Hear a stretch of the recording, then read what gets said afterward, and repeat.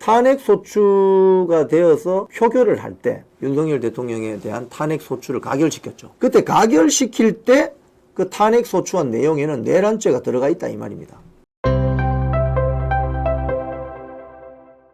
최근에 그 민주당 국회 탄핵 소추 단장인 정청래 등이 포함되어 있는 소추단에서 탄핵 심판에서 윤석열 대통령에 대한 내란죄를 삭제하겠다.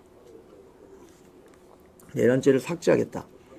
그러고 나서 반발이 나오면서 이 여론이 더 격화되고 또 국민의힘 중진 의원들이 무슨 소리냐 지금 장난치냐 지금 그렇게 되면 이제 안고 빠진 찐빵이다. 제가 뭐 방송에서 이런 비유를 해드렸는데 국회에서 까만색 그랜저를 가지고 결함이 있어서 리콜을 해야 됐다고 투표를 했어요. 거기에 국민의힘 일부 의원들도 찬성을 했어요. 근데 이 까만색 그랜저 자동차가 정비공장에 갔는데 헌법재판소라는 정비공장에 갔는데 리콜을 해야 되니까 갔는데 가서 보니 바퀴 4개가 없고 차량의 절반은 어디 가고 없어요. 남아있는 거라면 본네트하고 핸들만 달랑 붙어 있는 거예요. 그러면 이거 가지고 리콜이 가능하냐? 리콜이 불가능하죠. 즉 내란죄 심판에 대한 부분을 삭제하겠다고 하면 전체 탄핵 소추문의 거의 80% 정도가 내란죄에 관한 기술인데 그걸 끄집어내고 나면 본네트하고 핸들만 남아있는 그랜저 가지고 리콜을 할 수 있느냐? 못하는 거죠. 그럼 어떻게 되느냐? 다시 이걸 국회로 가져가야 된다는 거예요. 원래 공장으로. 원래 공장으로. 그러니까 원래 있던 그랜저 자동차를 찾아내어서 그거 가지고 다시 리콜을 해야 된다. 이 말입니다. 즉 탄핵 소추가 되어서 표결을 할 때 친한동훈 계열 국회의원들 12명이 찬성을 했잖아요. 그리고 또 10여 명은 기권이나 무효하면서 윤석열 대통령에 대한 탄핵 소추를 가결시켰죠. 그런데 그때 가결시킬 때 그 탄핵 소추한 내용에는 내란죄가 들어가 있다 이 말입니다. 즉 바퀴 4개 붙은 온전한 까만색 그랜저였는데 정비공장에 가 있는 리콜 당해서 가 있는 그 그랜저는 차량의 반은 어디 갔는지 없고 바퀴도 4개 다 없어요. 본네트하고 핸들만 붙어 있는 그랜저다 이 말입니다. 그러면 이게 말이 안 맞잖아요. 그래서 다시 이거는 국회라는 공장으로 다시 가져가서 재투표해야 된다 이 소리입니다. 자, 이런 가운데 조정훈 국회의원이 이런 말을 했습니다. 이재명을 지키면 민주주의고 윤석열 대통령 응원하면 극우냐? 이건 어제 CBS 라디오 한판 승부에 출연해서 국민의힘 국회의원들 44명이죠. 한남동 그 관저 앞에 어제입니까? 가서 그제입니까? 윤석열 대통령 체포영장 반대하는 일종의 시위를 벌였는데 그걸 비판하는 목소리가 나오고 있는 것에 대해서 조정훈 의원이 이렇게 일갈한 겁니다. 그럼 이재명 지키는 건 민주주의고 윤석열 대통령 응원하면 극우냐? 응? 왜 이재명을 지키는 민주당 초선 의원들 향해서는 극좌라든지 헌법질서 위반 세력이라든지 비판하지 않느냐? 그래서 이 극우라는 프레임은 좌파들이 우파 내부를 교란시키고 분리시키기 위한 프레임 작전이라는 거예요. 여기에 넘어가시면 안 된다는 거예요. 지금 지나고 나서 보면 탄핵 소추안 투표 할 때 친한동훈 계열 국회의원들이 움직이게 만들기 위해서 일종의 사기친 거잖아요. 그러니까 지금 헌재 가서 내란죄 그 부분은 삭제하겠다고 하는 거 아닙니까? 사기친 거지. 원래 내란이 아닌데.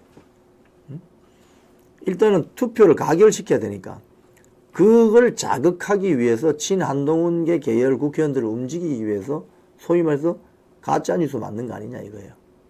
그러니까 이용당했을 뿐이라는 거죠. 결국은 국힘 내부의 친한동훈 계열 국회의원들은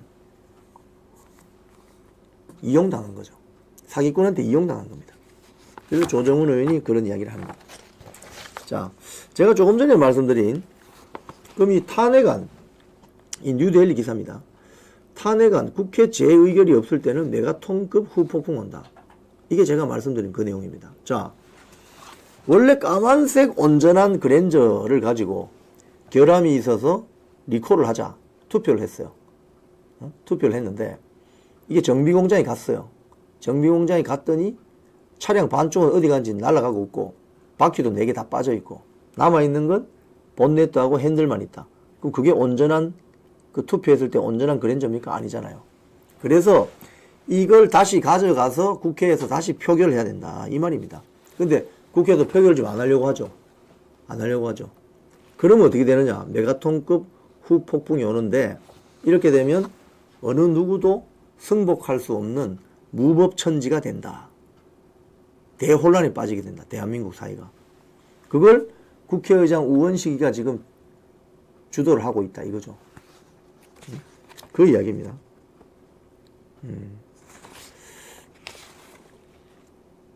여당은 지금 이 문제에 대해서 헌재의 기각 판결과 헌재가 이 탄핵심판 사건을 일단 기각해야 된다. 왜?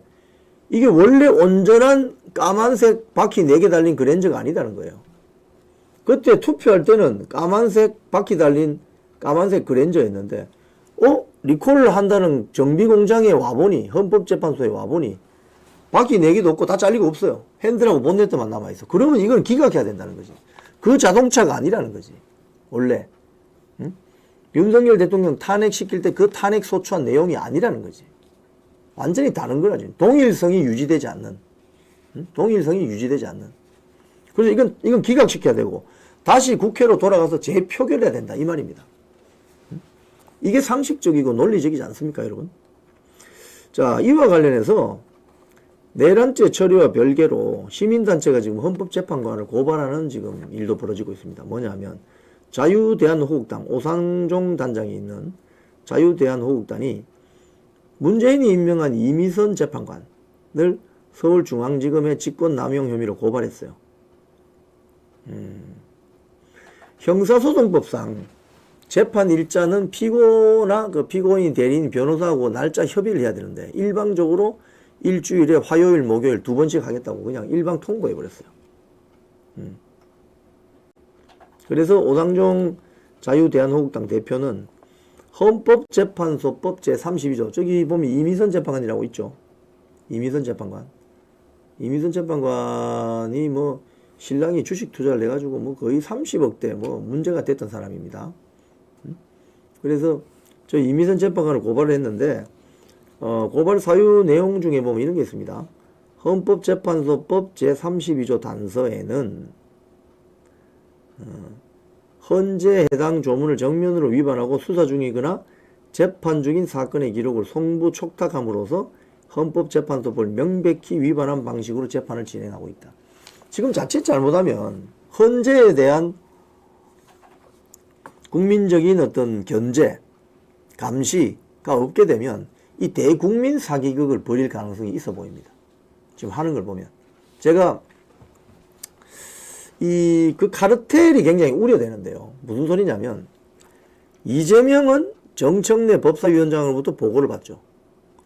정청래는 국회 탄핵소추단에 같이 활동을 하고 있는 김희수 전 헌법재판관과 활동을 합니다.